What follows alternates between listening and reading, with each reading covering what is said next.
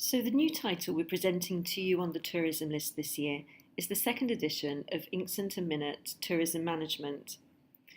This title is anticipated to achieve a 12-month estimate of 1,000 units. That's about £25,000 worth of revenue. The previous edition, published in March 2012, and reached over 700 units within its first 12 months. The majority of this business went through our UK accounts as well as an account in Denmark and continued to really uphold sales in terms of sales throughout its lifetime.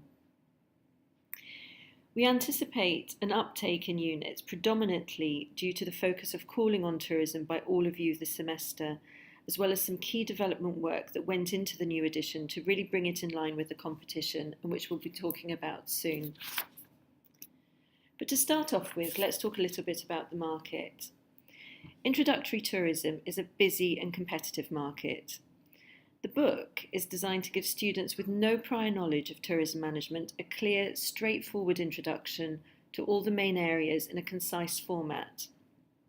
Inkson is at the more basic essentials end of the market compared to the big comprehensive Pearson intro text by Fletcher et al., for example. The current market leading text in this essential space, a main competitor to Inkson, is the well-established tourism management text by Stephen Page. It's now its 5th edition, but we have no info yet on the 6th edition.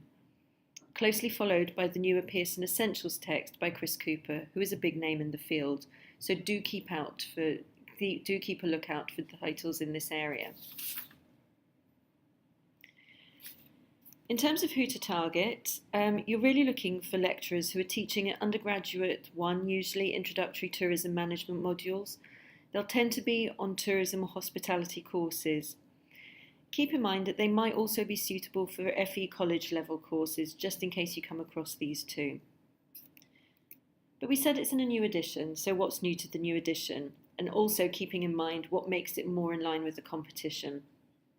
Well, the previous edition didn't have a full colour design, so it's really great to see that this new one does come with a full colour design to it. The contents have been reordered in easy to follow 5-part structure that covers everything needed for an introductory tourism course. It's updated to include coverage of contemporary influences on tourism, such as peer-to-peer tourism and the sharing economy, and has loads of examples. It has all new, updated international case studies and snapshots in each chapter, and now comes with online ancillaries. So it has PowerPoint presentation slides and an instructor's manual for lecturer, as well as additional case studies, useful video links, and web links for students. Well, there are some key strengths to this book, most notably shown through the reviews that came through. Some of what the reviewers said to us were the real key strengths about it were that it was ideal for introductory tourism students with no prior knowledge. Reviewers said things like a comprehensive overview linking to a really wide variety of relevant topics and including everything that I'd expect to see in a book like this. The clear writing style was also commended, reviewers saying student-friendly. The language, level and style are very good and represent considerable strengths of the book. And others saying the writing style is clear, concise, and a real strength of the text. It also is great to see that the logical and coherent structure was also commended, reviewers saying very clear, logical, and to be commended.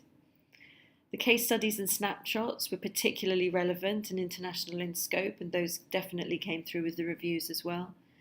And also that it was topical. It has integrated coverage of key themes of globalisation, sustainability, and climate change.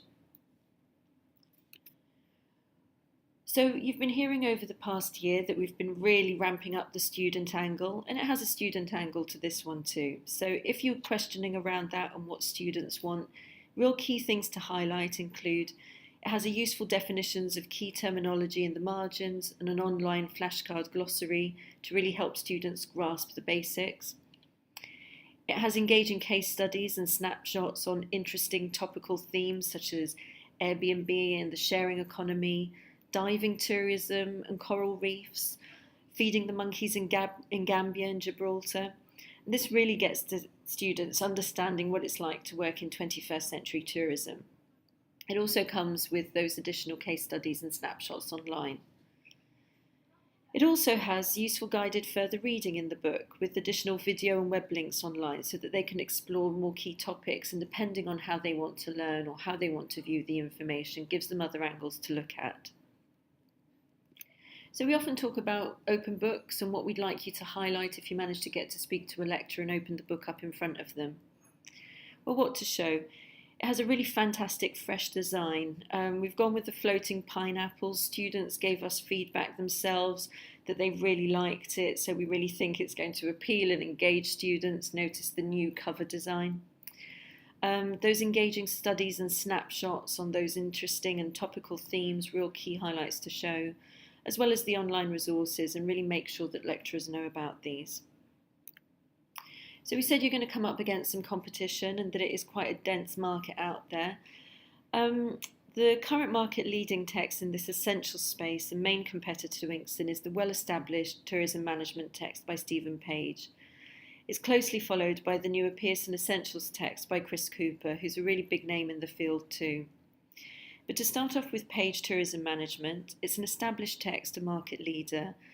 In comparison to Inkson, however, the coverage is more focused around functional areas of management than global context. It's missing economic, socio-cultural, environmental chapters that students need to be really introduced to gently at this level. There is not as much impact of digital technologies and other contemporary topics, such as the sharing economy. And the sustainability is a bolt-on really, rather than an integrated feature, which is key within Inkson. On the Cooper's Essential of Tourism, however, we mentioned that it's authored by a big name in the field, but it does have some significant weaknesses in comparison to Inkson.